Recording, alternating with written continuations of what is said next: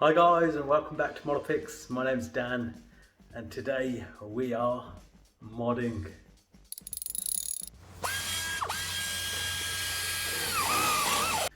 So this is the next part in the journey to the turbo build. Today we're going to be fitting gauges, gauge pod and wiring everything up and running it all through the car and all of that lovely stuff. This intro has been shot in the future, so all the work has been done already and it was an absolute pain in the bum. So enjoy and I hope you get something out of it. What we're doing today is we're gonna do the gauge install. What we'll start with is I've taken the top lid off of the cubby hole where we want to place the gauge cluster. The way this comes out is there's these pins at the back. You just pull them out. There's actually a little recess. I don't know if you'll be able to see that. Yep, so there's a little recess there. Stick something in there, pull the pin out as far as it will go, and then that will lift, and then you have to just sort of push that forward and the whole lid comes out. So what I want to do is get this lid here, and then I've got this baby here, which is pretty damn cool if I do say so myself. A few people on the forums and on the clubs have got these. I don't know if they're available now, but I bought this off eBay, I think it was, and I'm going to make that fit on there nicely. And then once that fits that, then I've got boost. Although I don't know if I'm going to use this boost gauge, I might get a different one. This is motor meter. Decent enough, but it hasn't got peak hold on it. I'd like one with peak hold on it so I can see without taking my eyes off the road how much boost I'm making. So that's boost. This one is oil pressure, so I've already put the oil pressure fitting in and that's ready to rock and roll, so that one needs to go in. And then here we have the most important one, and that's AFR. So I've just got to decide in what order I want to put them. At the moment they're varying in colours. I mean, I collected these over time, I didn't buy a set. The AFR, this one I've got in my 200SX, so I know it's good and it works well.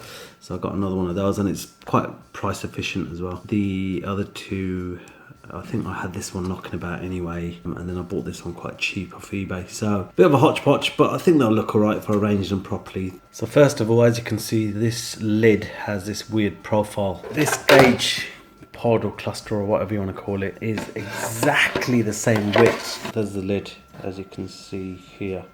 So edge to edge, without that sort of flange. So first things first, I'm going to cut that flange off. As you can see, that profile, that is flat. So I've got to make sure I can get a gauge in there first and then see if we can use a sort of a profile gauge and find the shape of that and cut it out in here. And then maybe, I don't know, glue this or something. We'll decide that a little bit later. I might actually keep some of the flange part of that to help me to better install it. I mean, I'd like this to be removable ideally, or I'd have to cut a massive hole in here. But if this is removable, then if I'm having trouble with the gauges, uninstalling them, whatever, then that would be ideal. So that's the plan. Okay, and that's what it looks like with all the gauges in the holes. I don't know if I like the look of it, but it's functional and it'll work for now. And I think I'll buy some matching gauges as time progresses. I'll have a look to see if I've got a silver bezel for that. That might make things a little bit better. And then I don't know where I'm going to have what. I might have that on the outside because it's easy to see. But I think they should all be reasonably easy to see anyway. This gauge pod, or whatever you want to call it, is really, really good actually. Because as you can see here, I haven't put any sort of clamps on the back of that, and it's a really nice tight fit. Let me just show you. Look, it's got these little prongs that stick out and they actually grip the gauge really well, so you don't really even need to use a bracket on the back, which is handy because if anything goes wrong you can just pull it out, have a look and put it back in. I think I might actually even do that.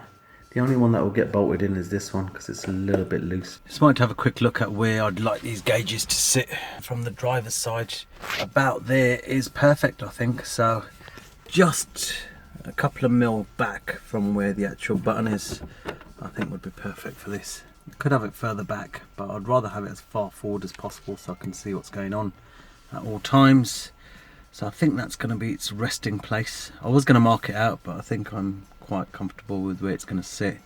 So I think it's time to start cutting it now. Okay, so I've mark that out.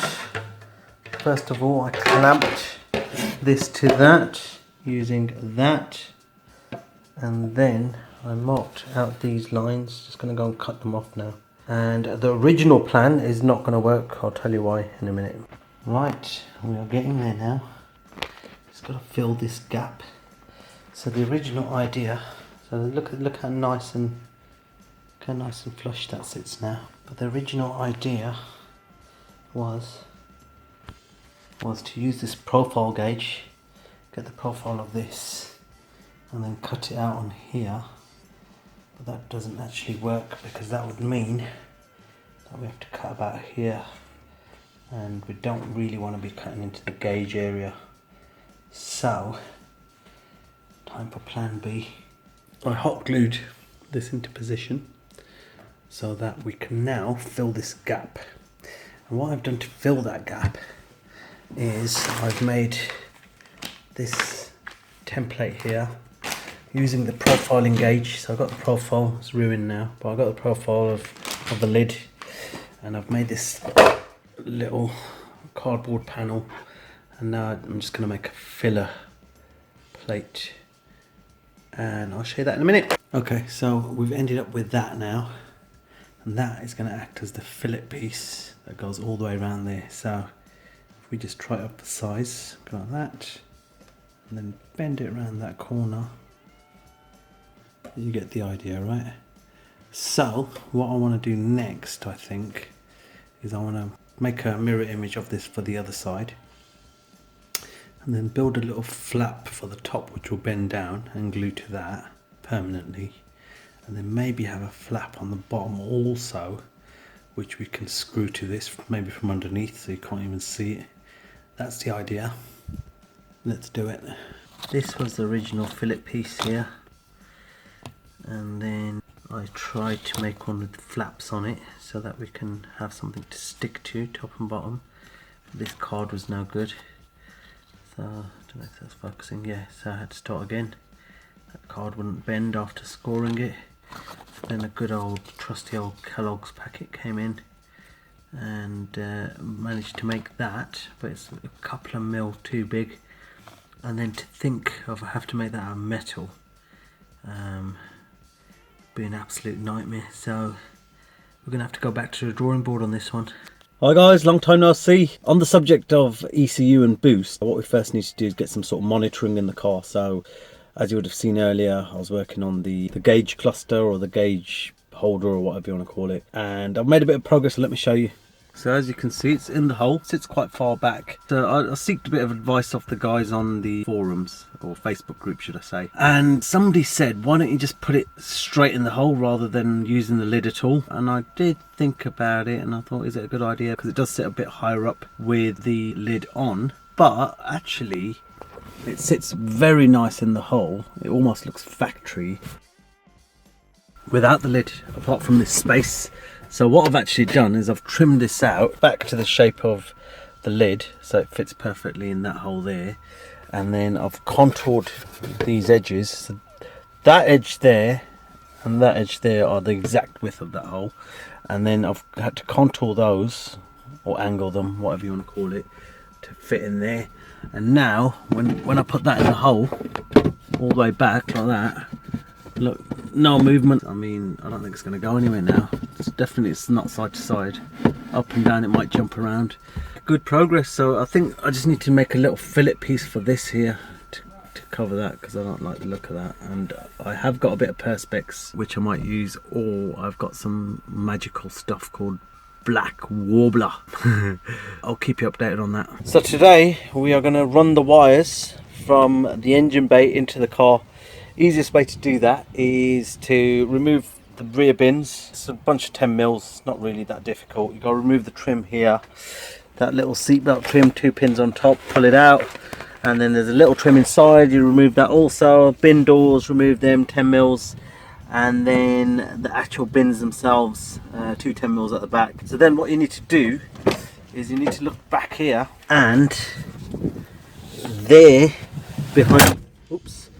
behind that panel there is your ECU, and here you can see this baby here and this baby here, they're existing fat grommets for the loom that comes in from the engine bay into the car, and they're the ones that you need to cut and feed your wires through there. So I've got a boost gauge, I've got the 3-bar map sensor, AFR gauge, oil pressure gauge, and a boost controller wiring all to come through there, and I can't be arsed today, so I'm going to do that tomorrow. Also going to pull this plate off here and have a look at the ECU, because I'm going to have to piggyback off the ECU, so I just need to get familiarized with it. There's this cover in the way which doesn't want to move, but if you pull the roof up a little bit, then it's a lot easier. And there is your ECU hiding behind there, so you just got to undo that black plate there. 2 Torxy bits, I'll tell you what size they are. So there you have it, but I'm not doing it today, so bye for now.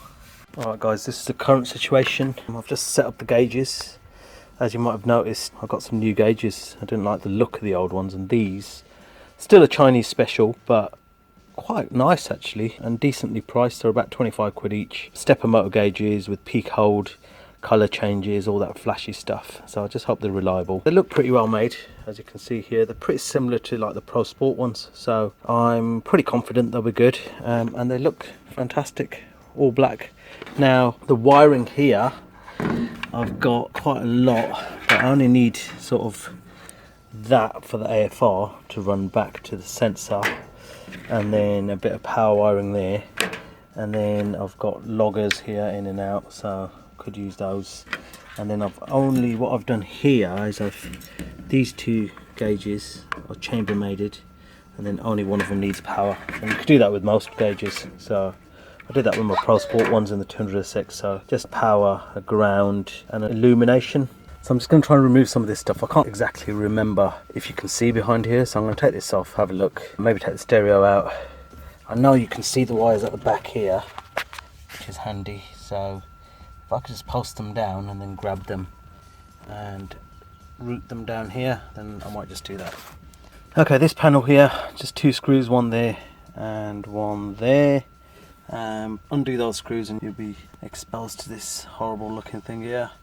And then 4 screws on that, and that should come out, and I can see up here that I can access some wires, so that might be quite good. There's also this little plug here that needs to come out of there, and that's it. I was trying to remove this, and this has got like the springy cables at the back, and they're a right pain in the arse when you remove them. To put them back, basically, you have to remove that plate and then disconnect the cables, and I don't really want to do that if I don't have to, because it's just creating more work for myself. So what I'm going to do is, if I use this hole here as a sort of a benchmark, and then we look under here, let me try and show you under here, hold on, it's a bit of a pain. I don't know if you can see there, yeah, okay, so you can see there, right, so there's a big fat wiring loom there, and a few of the guys on Facebook and on the forums have warned me about that wiring, and a couple of them actually have unfortunately drilled through that wiring, and trust me, I don't want to do that. So thanks guys. So what I'm going to do is I'm going to use that hole as a benchmark. I don't know if you can see it from here. Yeah, you can see it. There it is. Look, I'll block it now. Ta-da!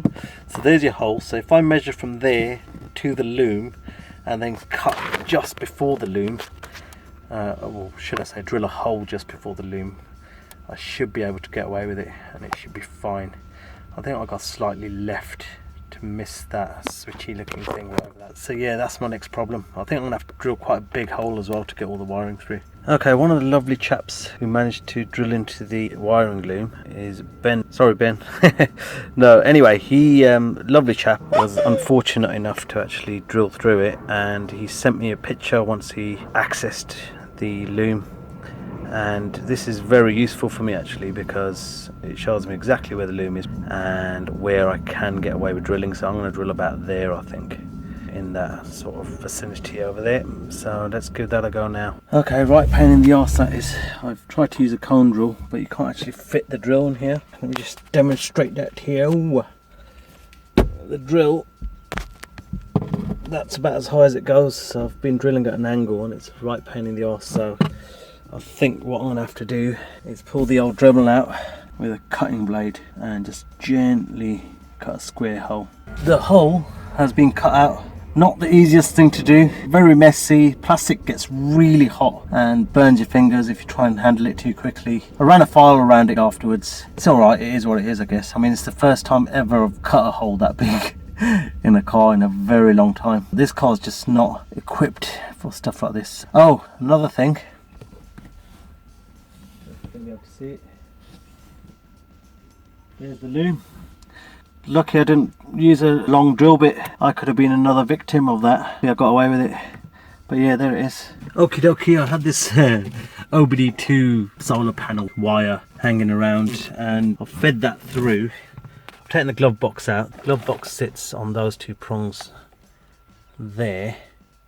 And if you just push them to the side, the top falls out and then it just unhooks from those hooks there. So glove box is out, it's giving me more access, and I need to come down from there. You can probably see the wire, can you? No, you can't. So the wire comes down from here, around the back, there it is, and then it comes down here, around this plastic panel, and then what I'm going to do is I'm going to feed all the other wires back up. What I plan to also do is take one solid live ground and ignition feed and route that up to this area, and then take all of the powers for the gauges from that, because I don't want it to be a case of the gauge pod's really hard to remove and work with if I have to change anything later. So I've routed that down here. I'm going to tie that to all the other cables that need to come up and then slowly pull it through, and hopefully it'll be a success. We'll have to wait and see. Alright, I was talking rubbish earlier when I said I need a constant live and an ignition live and a ground. What I actually need is illumination, a switch live, ignition live, and a ground. And I want to run that up there to a plug, so I can just unplug everything if I need to. First I need to find the ignition live, which I think is on my little USB. And then illumination, I might be able to get off there, but I'm not sure if there's one there. So let me have a little rummage around and I'll let you know what I find. Alright guys, after a bit of digging about, I found that I could take a earth off this screw, or that bracket in general, and then on this plug here, which is the plug to the fascia that goes on here. So the ignition is, hold on, it's on at the moment, switch it off, and that goes off, so that's the grey wire, and then the green wire there is illumination, headlights are on, headlights off. And then the red wire there actually is a constant live if we did need one, but I don't think I need one of those. So with the ignition off, that stays on. Okay, wiring is in progress. What I'm trying to do is put a plug on this side and then put a plug on that side, and I should just be able to unplug all the gauges in one go. That's the idea. Obviously you're going to have individual plugs for these gauges as well, and then obviously that fat one as well. But what I wanted to make you aware of is I've been using these beautiful connectors here. You can get really good quality ones. These are just Chinese cheap ones. There. And those babies there, you just shrink wrap and solder all in one. So you just sleeve it onto the wires, make sure the wires are touching, melt it all down, and Bob's your uncle. And I love them, they're brilliant. Save you so much time with soldering irons and faffing around. And then the other thing I wanted to make you aware of was these little babies here. So you've got this little spade, and then you've got these little, I know you guys won't probably agree with this, but these are Scotch locks. So it's a single Scotch lock that scotches straight into a wire that you want to tap into, and then that spade goes straight in there, and that's it, done. No messing about, no cutting wires, nothing else. So really, really good. Some of you might be aware of it already, but for me, I love it. It's really, really good. And I'll let you know how I get on. If there are any problems with it in the coming weeks, years, months, whatever, I'll let you know. But yeah, getting there, nearly done. I'll show you the finished product when I'm done. Oh, that earth, I decided to take it off that bolt instead and run it right along the back because it's a bit cleaner. Alright, quick update. Gauge pod is all ready to rock and roll. I've got a nice little plug there, so that's the plug for the AFR. Plug for power, that's a constant live, the red. The green is a 5 volt output for the wideband for the ECU. Same on that side, so we've got the plugs now, same as on this side, and then we've got the 2 boost and oil pressure gauge inputs there. So all that's ready to plug in now and go on. Now what I've got to figure out is all this mess here. Got to route it all. So some of the stuff can actually go down the center console, so right down the bottom of the stereo, under the center console, along there, and then along here.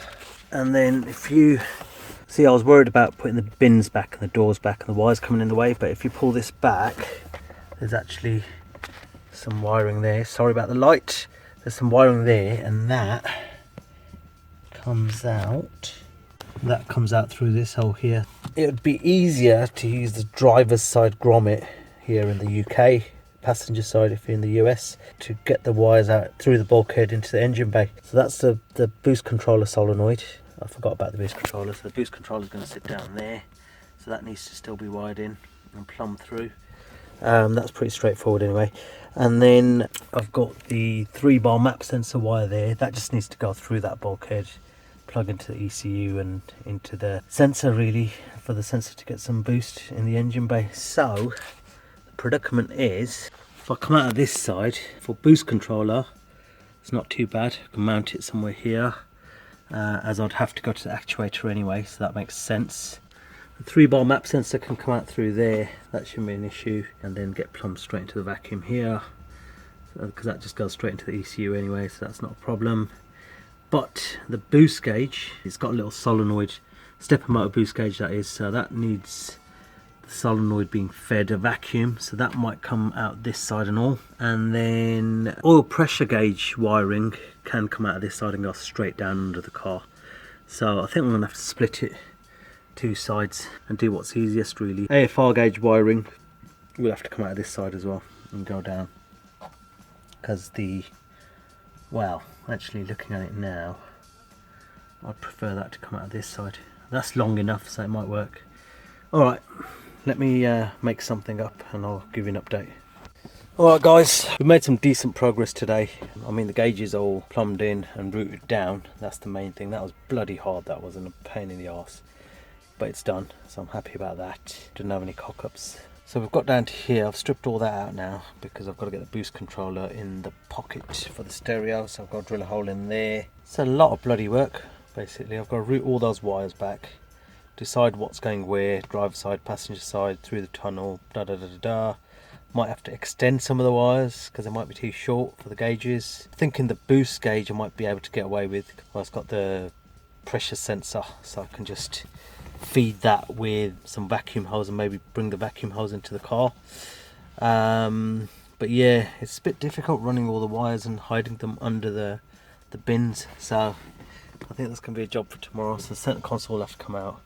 I'll route all the wires through the back and then down here through the firewall, whichever route I'm deciding to take. Hopefully all the bins and everything will go back in, and then it's just a few connections in the engine bay and we will be rocking and rolling. So yeah, gonna call it quits for tonight. See you again tomorrow.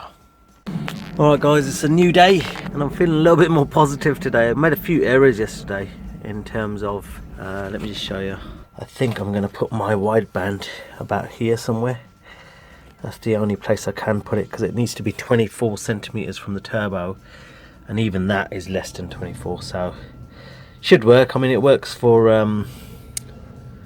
dynos and stuff where they stick something up the tailpipe, so hopefully that'll work okay. If I fit it about there, say about 1 o'clock, something like that, 2 o'clock. So yeah, I need to get a bung welded into that, and then I'll run the wire around here somewhere like that, and then into that grommet maybe. And I think that wire's going to need extending, so I'm going to have to splice that and extend it. Boost gauge that side so it can go straight into the manifold. Map sensor that side as well, and then AFR gauge this side, boost controller this side, and oil pressure sensor this side as well. And that's it. I think what we'll do is take the center console out now and run some of these wires. I'm just getting nervous about running the wires now and what I'm going to encounter when I get to here. The next job is actually to fit that boost controller in that cubby hole. Alright guys, update time. Cables have come from the top here and they go down here with the original loom. and then the boost controller goes through there.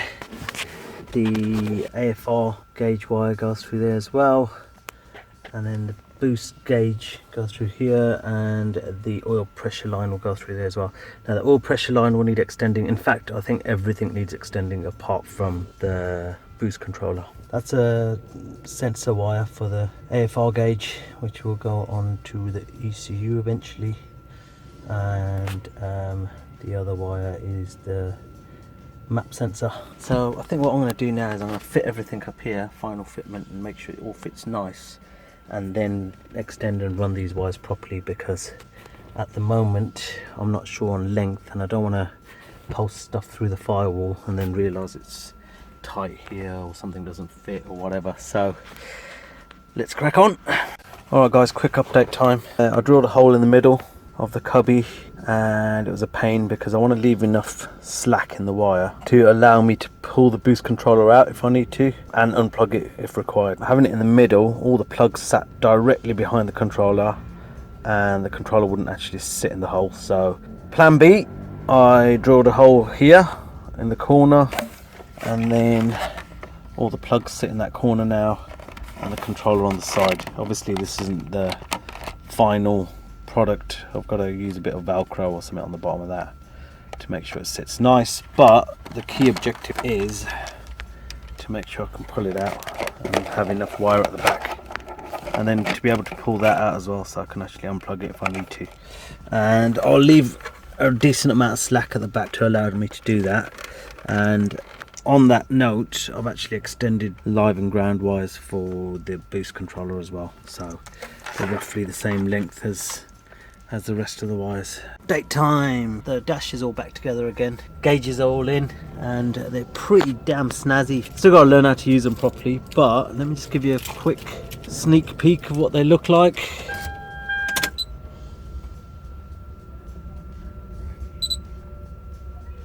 I think they're amazing. You can change colours, they've got peak hold, etc, etc, etc. Bloody good. So I've got all the cables up to a point now. On this side there's a hole where the alarm cables go through, I think they are. So that's sorted for anything that's going down the driver's side of the car.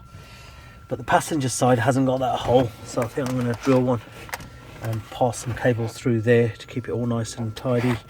So through the center console, and then through that hole under the bins, through that grommet over there on that side, and through this grommet over here on the driver's side. In the States it'll be the other way around, yeah, so just keep that in mind. But yeah, passenger side there's 2 grommets, and driver's side there's 1. The air filter, I've just removed it, and you can see that grommet from there, and that's where some of the wiring already comes through, so that's quite handy. And then we've got this other grommet, the other 2 grommets actually. There's one there you can see clearly at the top, and the other one's quite difficult to see, but it's just underneath it there. Can you see that? There it is. There's the bottom one, yeah. So you can drill another hole about there somewhere.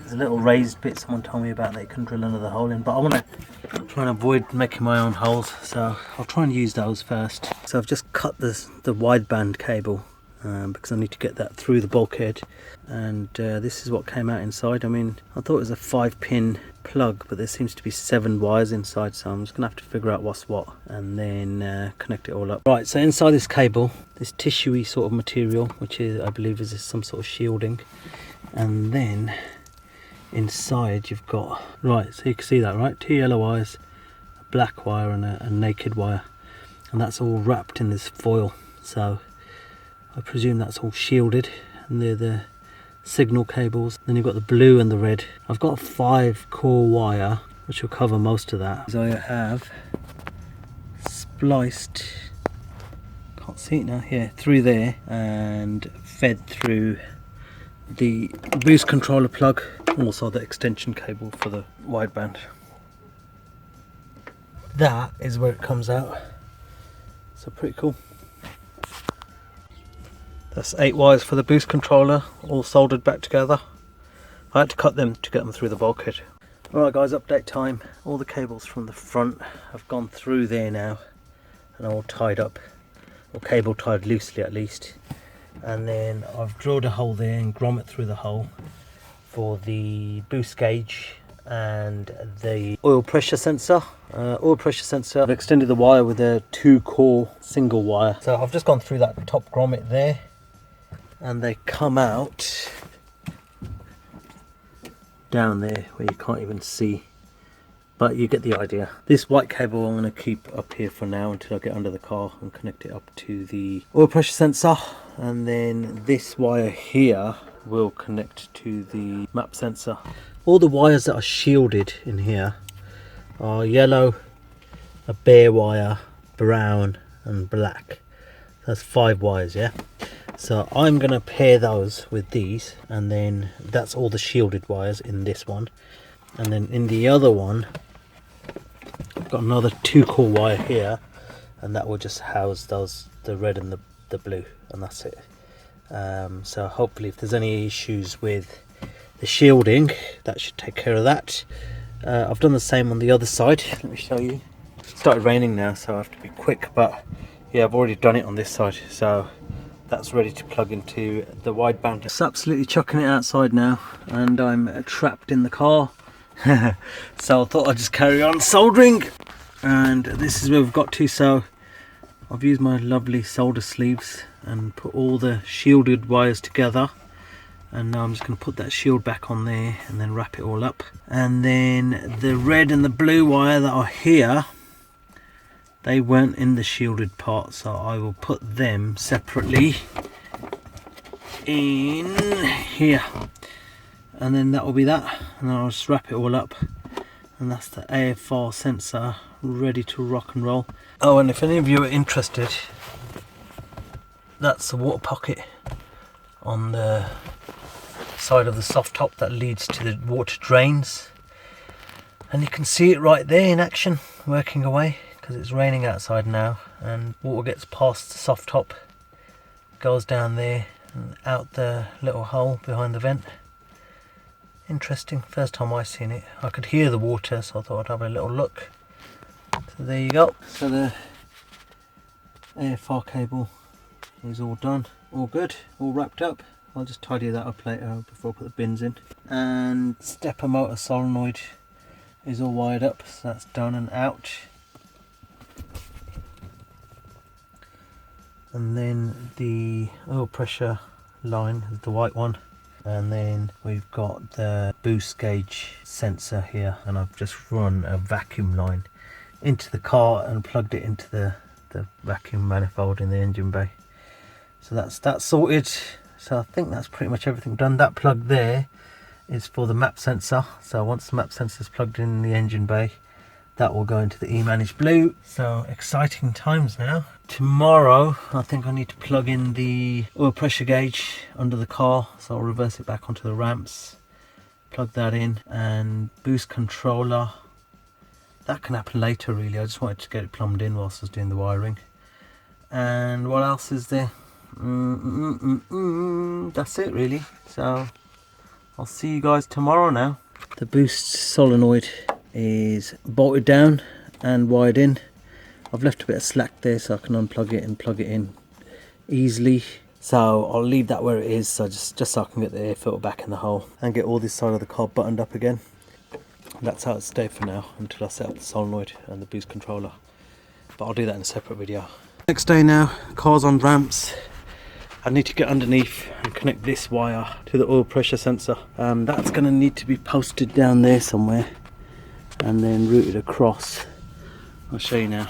Welcome back to the underneath of the car, guys. We haven't been here for a while. The oil pressure wire, what I've done is I've run it down along the chassis there and then along this clip. This is the, I don't know what that is actually, one of the cables. Run it along that clip, cable tied it to that cable, and then through this little contraption here and on the other side, and then round here. So I've terminated these with ring clips, tighten them on, heat shrink, all weatherproofed, lovely. So that's the oil pressure sensor done. Map sensor next then. I'll put a vacuum hose on it. Vacuum hose will go to that one there on the manifold. And I was thinking of cable tying the map sensor to this loom here, and the wires well along it. Right here, that's the map sensor done. So the map sensor comes through the grommet down there. I've stuffed some of it in that harness cover, the wiring, and then wrapped it around this battery post here. I just wanted to leave that plug out just in case I need to disconnect it or play with it for any reason. And then map sensor sitting down there, cable tied to that loom again, and then a vacuum straight to the manifold. Beautiful. So that's done now. Alright guys, everything's wired up and working now, apart from the AFR gauge. I'm going to have to weld in the bung for that and put the sensor in, calibrate it and all that stuff, and then that'll be cool. But all the wiring's done apart from that. Oil pressure is good, and so is the boost. So let me just start up the car.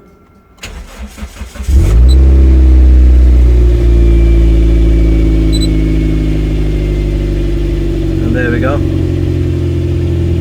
All working lovely. You can change the colour of these as well, which is quite nice. So yeah, I'll have a play with that. Boost controller.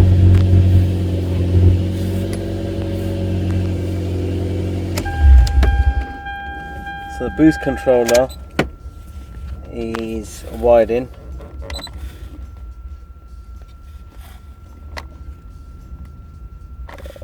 At least it was, and seems to not be working now. Okay, take 2 and action. Hey, it works! Set to 1.2 bar. We ain't going to be running 1.2 bar in this car, put it that way.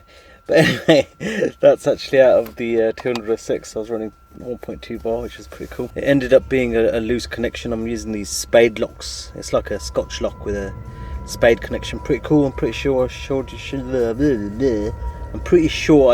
them earlier. It hadn't been crimped down properly, so that's done now, and that works. That's not plumbed in yet. I just want to run 7.5 psi on the spring for now, and then I'll slowly ramp that up to 10 psi using this, maybe a little bit more, we'll see. But I'll do a separate episode on that, setting this up and plumbing it all in, etc. But yeah, all that remains to be done now is the AFR gauge, and then we can have a play with the E-Manage Blue and the injectors. So yay, very close now. Alright guys, and that's all for this video. I hope you enjoyed it. If you did, give it a thumbs up, give us a like, and subscribe to the channel for more juicy content. See you later. Bye for now.